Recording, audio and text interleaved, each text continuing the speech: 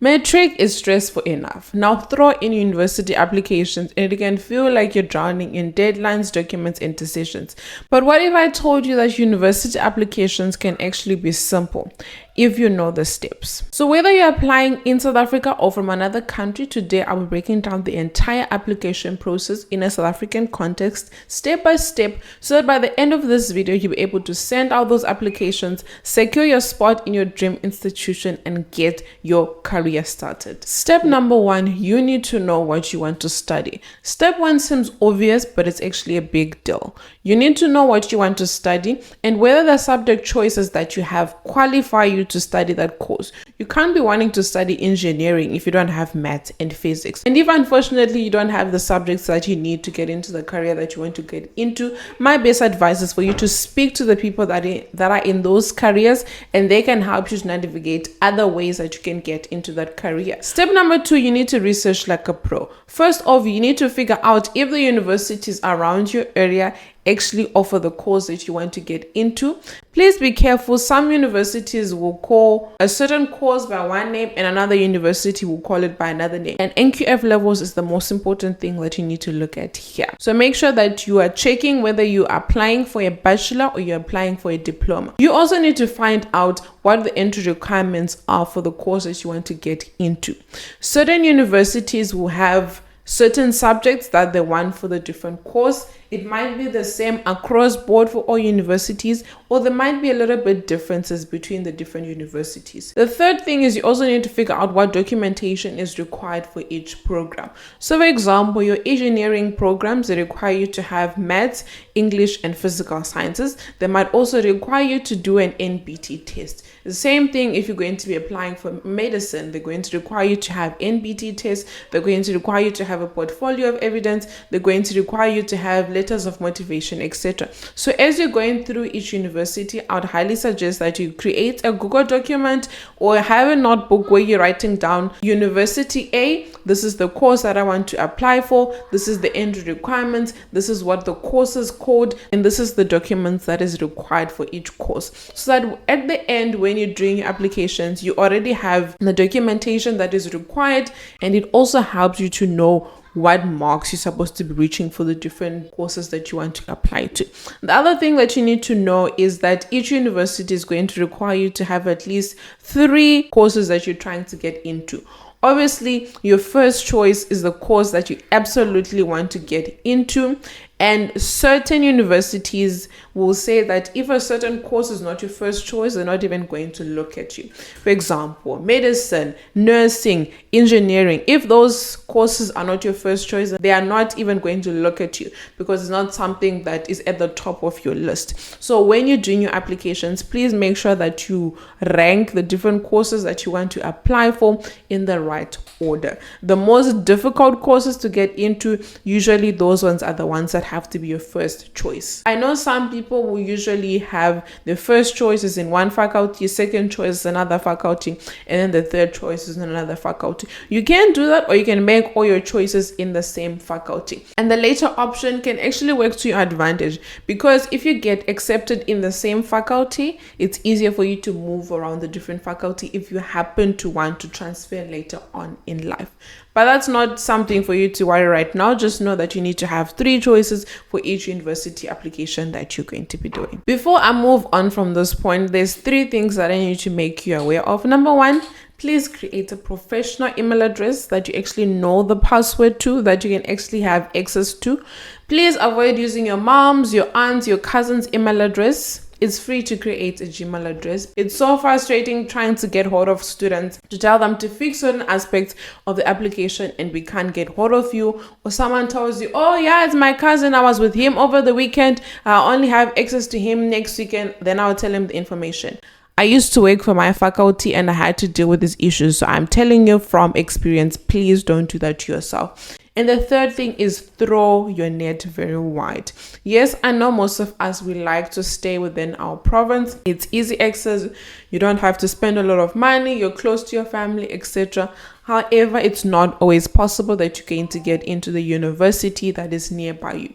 So apply everywhere and you can figure out how you get into that university later on. But throw your net wide, it widens your horizon. It also gives you a better chance of being accepted for the course that you really want to get into. Step number 3, you need to gather your documentation. So obviously from the research that you have done, you would have figured out what is the application fee, what are the documents required from each different course, and then create a list of what you need to collect. In some cases, you might be required to get motivational letters, letters of references from your teachers, your student mentors, etc. Give those people time to give you those references. Don't say, today, give me the reference, tomorrow you want to do the application. So that's why it's important that you are planning ahead, so that you're giving people at least 2 weeks in advance to say, hey, I need this reference, and they can gather those documentations for you. You need to have a certified copy of your ID, your passport, your grade 11 results or your Matric results, your letters of motivation or portfolios if required for your course. Please make sure that all these copies are obviously certified, and make sure that your documents are scanned and you have PDF formats of all this documentation. And when you do your scanning, tell them not to make all your documentation in one PDF. Tell them to separate so that you have one PDF for your password, one PDF for your results, etc. Now coming to results, if your grade 11 results are good, use those results, because one, you already have them by the time the applications open when you're in Matric, and also it increases your chance of being accepted because you're applying early, you already have your results. However, if your grade 11 results are not good, you can wait for your grade 12 March results. And at the last minute, you can use your June exam results, but the June one is usually too late because certain universities, by the end of July, they're closing their applications already. So it's very important that you timing your applications appropriately. And part number 4 is application day. This is the most exciting day out of everything that you're going to be doing. So you've gotten all your documentation, everything has been scanned, you have your PDF formats.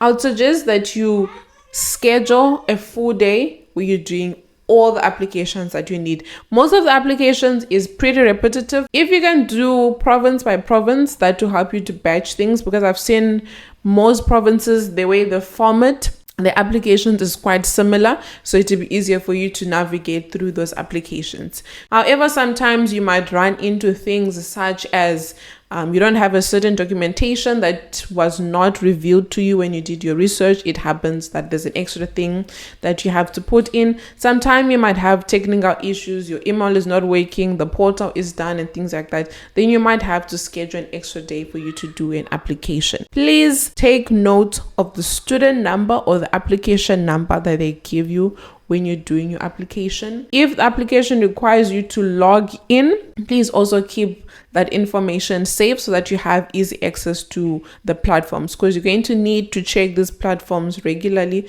to see, okay, what is the progress or what is the status of my application? Is there anything that I need to fix? Is there anything that I need to re-upload, etc.? The student body is looking at your application, they're going to be updating it, so you need to regularly check it. So after this day of applications, you've done everything.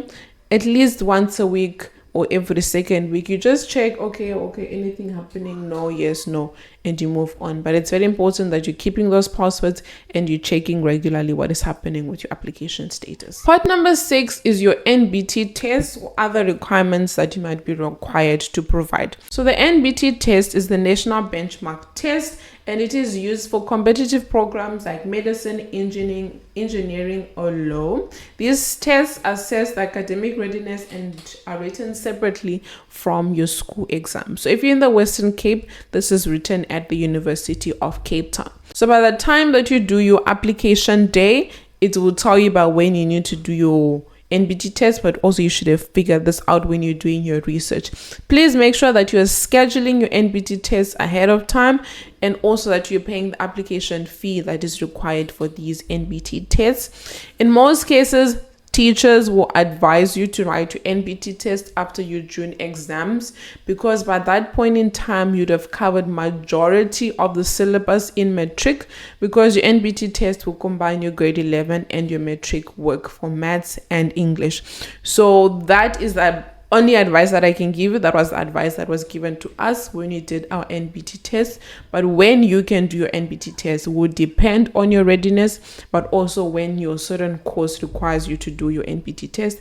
But it's very important that you do not forget this. Other creative courses such as your design, your architecture might require you to provide a portfolio of evidence, which is usually work that you've done throughout your high school, or it might be a written essay, or it might be an extra creative project that you have to do for them to allow you admission into the course. So please make sure that you're also giving enough time for these things to happen. Now, when it comes to my international students, this is when things become a bit tricky for us. So an international student is someone who doesn't have permanent residence or citizenship in South Africa. So your applications are going to require you to have a USEF certificate. If you are currently doing your Matric in South Africa, this does not apply to you. And yes, the portal or the application system might flag your application every single damn time that you need to provide a USEF certificate. You're going to have to be very firm with the faculty that you're in to tell them that you're doing your Matric in South Africa. Because the problem with these portals is as soon as they detect passport number, they automatically assume that you are outside of South Africa. And as a result, that's why the USEF thing is a problem. It was a big problem when I did my application. It was one of the biggest reasons that delayed my acceptance at the university that I did my course.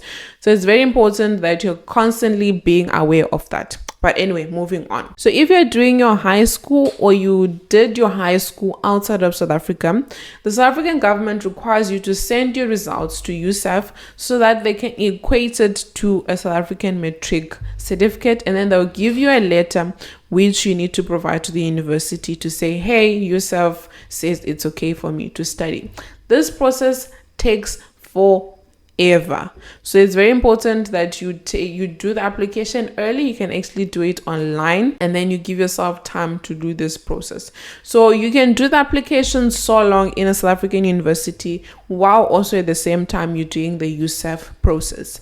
Sometimes the USEF might take longer than the university is requiring, but just ask them to be patient with you. You can send them the proof of application that you did to USEF so that they know that it is in progress and you're just waiting for it to be provided. I've heard students say that you can actually go to their offices in Pretoria, and it is like 1 day, 2 day situation. It can be done quick. So if you have means to go to the USEF offices in person, you can do that. But unfortunately, if you're overseas and things like that, you're gonna have to do it online, and that would take a bit of time. The second thing that my international students also have to be aware of is the study visa process. So currently, the nature of how study visas are, and this is me speaking from a Zimbabwean citizen context. I'm not sure about your asylum seekers, your refugee status citizens or international students. They can comment down below and let us know how it works for them. But for my Zimbabwean students, the process right now is if you're a new applicant of a student visa, you need to do it back in Zim. So the only problem is you need to have an acceptance form from the university to say, hey, we've given you conditional acceptance, or we've given you acceptance to be in this university. Then you take that acceptance letter plus all the other requirements of the visa. You go to Zim, do the application, 2-3 weeks, and it's out. So the only thing that's going to delay the process is obviously you first have to wait for the university to give you an acceptance letter, because now the study visas is dependent on the university. So your visa will now say, this is the university you're going to, and they're going to give you the years that equate to how long that degree is going to take.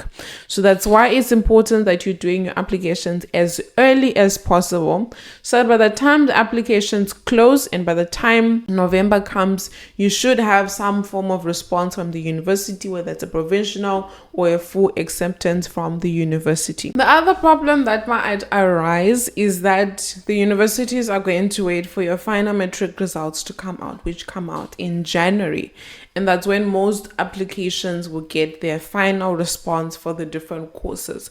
So sometimes the university might actually only give you a response in January, and you have to rush between January and when the universities start in Feb to sort out your visa status and that sort of thing. So that's the unfortunate part of being an international student, but it is something that you need to be aware of so that you can better prepare yourself. The other thing that you need to be prepared for is that you're going to be required to pay your university fees in advance in full. That was the biggest shock that I ever had when I went to register myself, because I was accepted and all I knew was the registration fee that you have to pay. I was like, okay, cool, simple. When they're like, oh, sorry babes, you're an international student, you need to pay everything in advance. So this is a big conversation that you need to have with your parents to say, hey, as an international student, we're required to pay the fees in advance, and they need to get their wallets in order. They should have gotten their fees in order or their finances in order long ago, but hey, parents, sometimes they're not always the smartest when it comes to this. So please have this conversation with your parents, or you can just ask them to watch the video and subscribe so that they can be aware of the challenges that come with being an international student. You can also check the video that I did over here of other challenges that you need to expect when you're an international student in South Africa. And the last step, which is step number 7, this is when you're waiting acceptance. This is the longest time period with the whole application process, because you have to wait for the admissions office to look through the application. And remember, for most courses, there'll be thousands, hundreds of thousands of applicants, and the university can only take a certain number. So it's very important for you to be aware that this time period is going to be long. You definitely can contact them to ask them if there's any progress with application and things like that, just to figure out where it's moving and so forth. But unfortunately, this is going to be the longest time period. The other thing is you might get different forms of acceptance. You might have conditional, you might have provisional acceptance. These technically mean the same thing.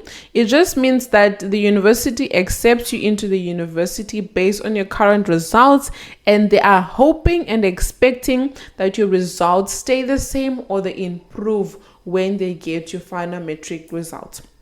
Because when your matric results comes out, you don't send the university your results. They automatically get it from your governing body, which is Umalusi. You need to make sure that whatever results that you're using now, whether it's your grade 11, whether it's your matric March or your June results, the marks improve, because then that will keep your spot. Because if your marks go down, they can revoke the acceptance. Please also be aware that when you get these emails about the acceptance offer and things like that, sometimes in the email there's a fine print there that tells you have to accept the offer within 3 days. Because I was accepted at VITS and I counted the 3 working days. The email was sent on a Friday. By Monday the offer was gone.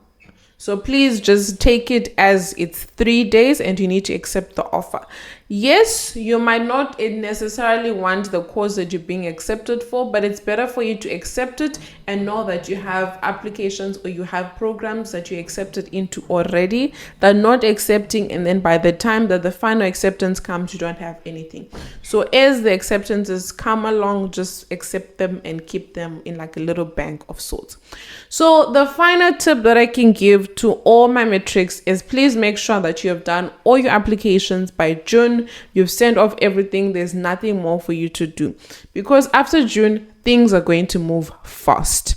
Because after June exams, you're going to come back, it's prelims. In most cases, high schools will start having their matric dances around that time. After that, prelims, finals, and the year is done. Third term and fourth term moves really quick. So please make sure that you have all your applications and everything done, so that you know that the later part of the year, you're just focusing on getting those marks that you need able to be accepted in the different course that you're going to into. So if you go down in the description box, I'm going to create a checklist for you guys of, you can check and see where you are in the progress of your application. That will all be down in the description box. And if you have any questions about the whole application process, you can definitely comment down below, and you check out this video that I did on the NBT test, the whole process, and who qualifies and who doesn't. So until next week Friday, 12 p.m. South African time, have an awesome one. Bye guys.